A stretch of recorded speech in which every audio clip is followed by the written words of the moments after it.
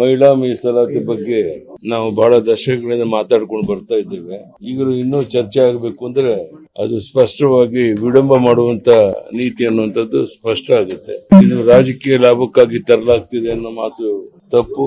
ಒಳ್ಳೆಯ ನೀತಿ ಯಾವಾಗ ಬಂದರೂ ಸಹ ಒಳ್ಳೆಯದು. ಸಮಾಜದಲ್ಲಿ ಸಮಾನತೆಯನ್ನ, ನ್ಯಾಯ ಮತ್ತು ಅವಕಾಶಗಳ ಬಗ್ಗೆ ಹೇಳಿದ್ದಾರೆ.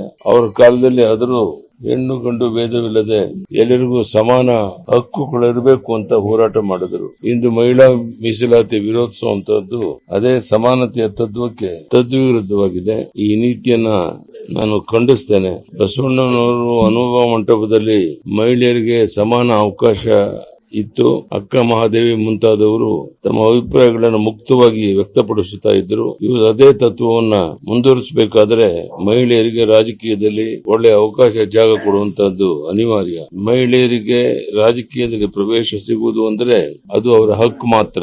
ಅದು ವಿರೋಧಿಸುವಂತದ್ದು ಸಮಾನತೆಯ ವಿರುದ್ಧ ಅಂತ ಹೇಳಕ್ ಇಚ್ಛೆ ಪಡ್ತೇನೆ. ಈಗಲಾದರೂ ಯಾರು ಇದನ್ನ ಮಾಡ್ತಾ ಇದ್ದಾರೆ, ವಿರೋಧ ಮಾಡ್ತಾ ಇರೋದನ್ನ ಅರ್ಥ ಮಾಡಿಕೊಂಡು ಎಲ್ಲ ಮಹಿಳೆಯರಿಗೂ ಅವಕಾಶ ಕೊಡುವಂತ ಒಂದು ಐತಿಹಾಸಿಕ ತೀರ್ಮಾನ ಏನು ಪ್ರಧಾನಿ ನರೇಂದ್ರ ಮೋದಿ ಅವರು ತಗೊಂಡಿದ್ದಾರೆ, ಅದಕ್ಕೆ ಬೆಂಬಲ ಕೊಡಬೇಕು ಅಂತ ಒತ್ತಾಯವನ್ನ ಮಾಡ್ತೀವಿ.